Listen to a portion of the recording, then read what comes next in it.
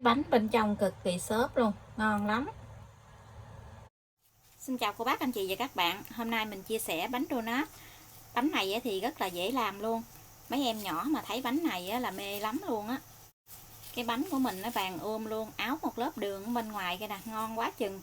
Cô bác anh chị thích sô cô la thì mình làm sô cô la mình áo một lớp bên ngoài ngon lắm. Hôm nay thì mình áo một lớp đường. Rồi cái bánh của mình ở bên trong nó xốp vậy nè, cực kỳ ngon luôn á. Cô bác anh chị và các bạn xem thấy thích thì mình cùng làm nha.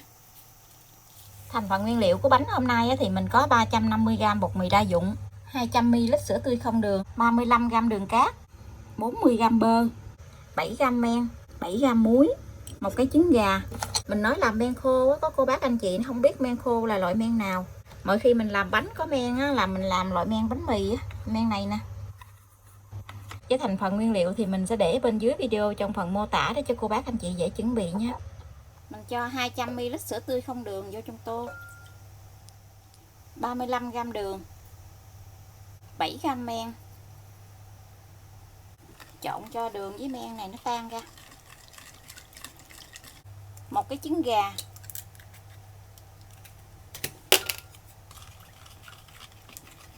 Đường với trứng gà tan ra rồi thì mình sẽ cho 350g bột mì đa dụng vô.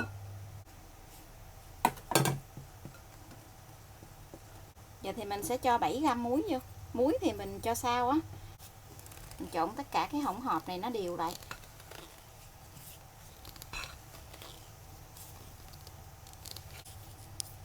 Cô bác anh chị đeo bao tay hoặc là để tay trần mình nhồi bột cũng được. Mình nhồi cho cái bột này nó mịn lại nha. Ở đây có 40g bơ, mình cho 40g bơ vô luôn. Mình nhồi cho cái khối bột này nó mịn lại.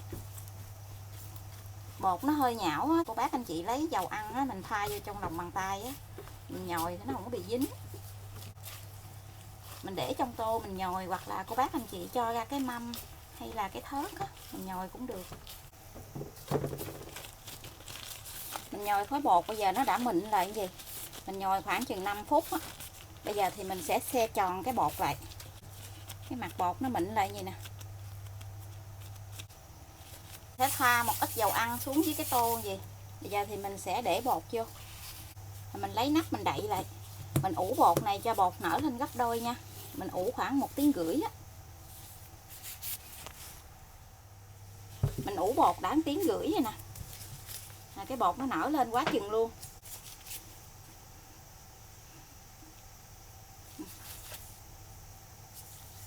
Bây giờ thì mình sẽ lấy bột ra để mình chia bánh luôn nha. Cho tí xíu bột khô xuống với cái miếng chải gì.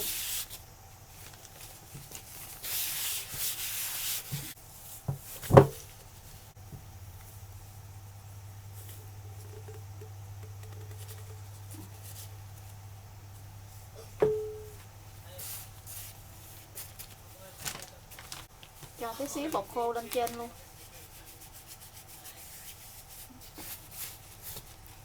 Túm cái miếng bột lại gì nè, cho nó xẹt bớt cái bọt khí bên trong á.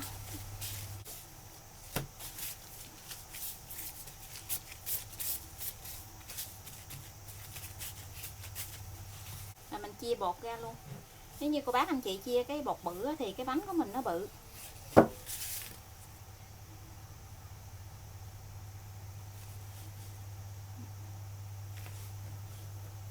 Mình làm cái bánh nhỏ nhỏ thì cái miếng bột này mình sẽ chia ra làm 12 cái bánh.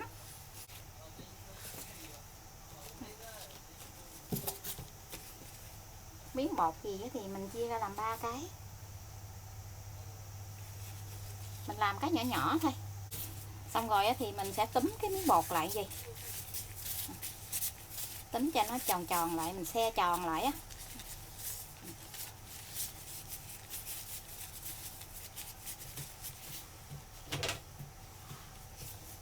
Rồi mình để ra cái mâm. Cái mâm này mình lót miếng giấy nến ở bên dưới gì. Cứ túm tròn tròn lại cho cái mặt bột nó mịn á.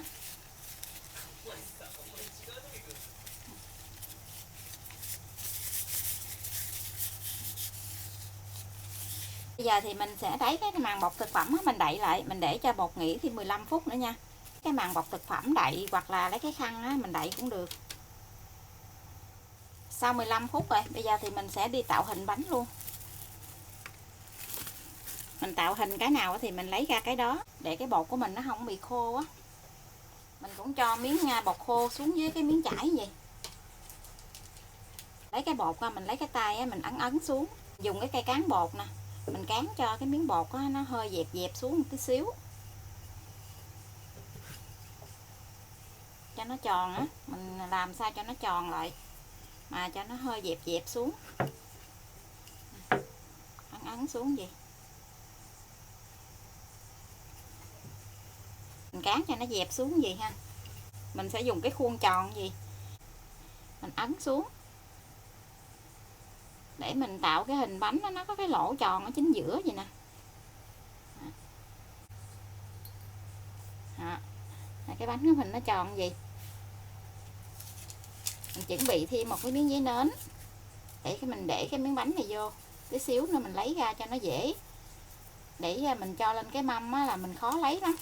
Thì mình cho lên cái mâm tí xíu nữa mình lấy cái bánh á, cái bánh của mình nó bị méo á.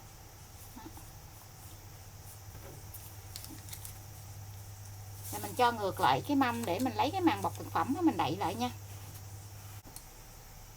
Cái miếng bột này á, thì tí xíu nữa thì mình làm lại thêm cái bánh khác.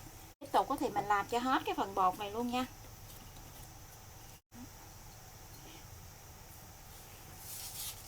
Mình lấy cái miếng giấy mình cho lên.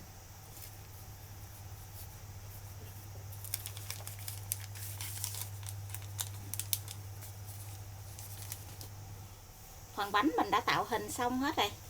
Cái phần lõi bánh á, thì mình làm được 2 cái luôn nè. Tổng cộng phần bột này mình làm được tới 14 cái bánh luôn. Màng bọc thực phẩm hoặc là cái khăn á, mình đậy bánh này lại, mình ủ thêm 30 phút nữa nha. Mình ủ cho cái bột này nó nở lên gấp đôi á. Đây là phần bánh của mình đã ủ sau nửa tiếng, cái bánh nó nở lên gấp đôi luôn. Bây giờ thì mình sẽ lấy phần bánh này mình đi chiên nha. Ôi nó nở lên quá chừng luôn. Thì mình cho dầu vô trong chảo. Mình chiên cái này thì hơi nhiều dầu á. Dầu chiên bánh này á, thì mình không có để cho dầu sôi. Mình để cho nó vừa nóng tới là mình thả bánh vô. Cô bác anh chị cứ để mấy giấy nến vậy nè, rồi mình thả cái bánh vô. Rồi mình hãy lấy giấy nến ra. Mình kéo nhẹ mấy giấy nến ra gì.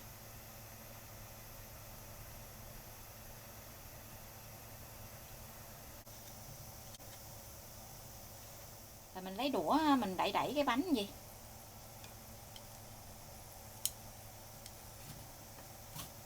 Thỉnh thoảng mình đỡ cái bánh lên mình coi cái bánh nó vàng mặt á, thì mình lật lại. Cô bác anh chị nhìn thấy cái dầu ở trong này nè, nó chỉ sôi lăn tăng thôi. Cái mặt bánh nó vàng rồi thì mình sẽ chở bánh lại nha.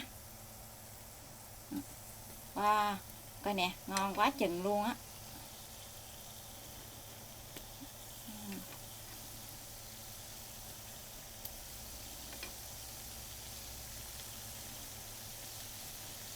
Thấy mê quá. Vàng luôn.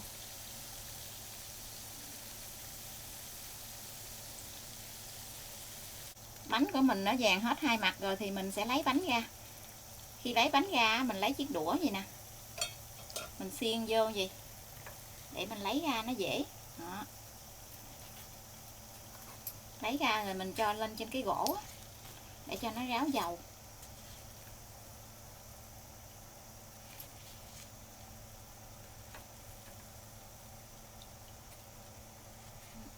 Tiếp tục thì mình sẽ chiên cho hết cái phần bánh này luôn nha.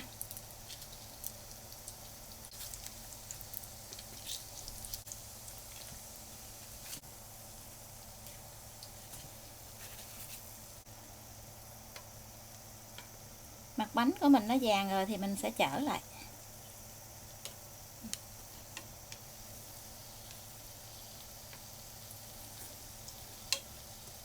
Nó phồng lên đẹp quá chừng luôn á.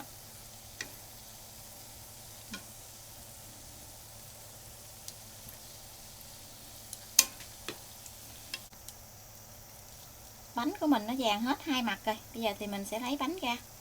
Mình lấy chiếc đũa vậy nè, mình xiên qua cái lỗ bánh gì.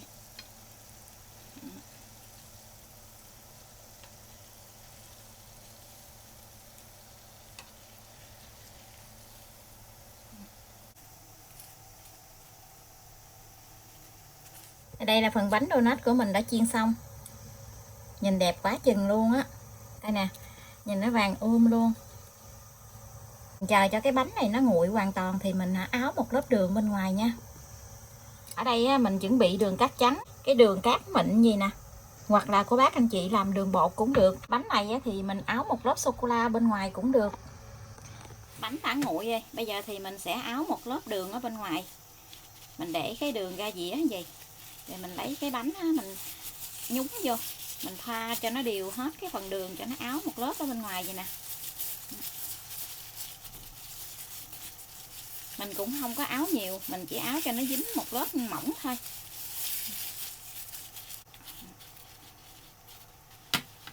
Đường cát trắng thì nó dính ít thôi chứ nó không có dính nhiều.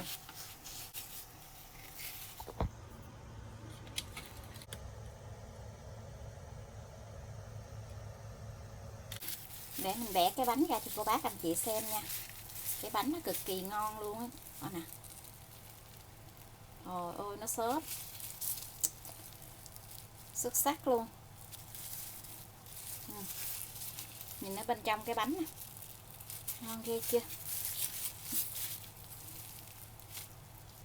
Mà nó không có bị ngấm dầu vô trong bánh đâu.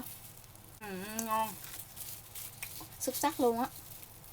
Áo một lớp đường gì là rất là vừa ăn luôn. Ngon lắm luôn á, cô bác anh chị làm thử đi. Bánh này mình vô trong hộp mình đem vô công ty để mời cô bác anh chị trong công ty. Làm bánh lần nào cũng đem vô trong công ty hết trơn á. Chứ để ở nhà thì ít người á, không có ăn hết. Bây giờ thì mình xin chào tạm biệt, hẹn cô bác anh chị và các bạn lại video tiếp theo. Cảm ơn cô bác anh chị và các bạn đã xem video của mình. Xin chào và hẹn gặp lại video kỳ tới.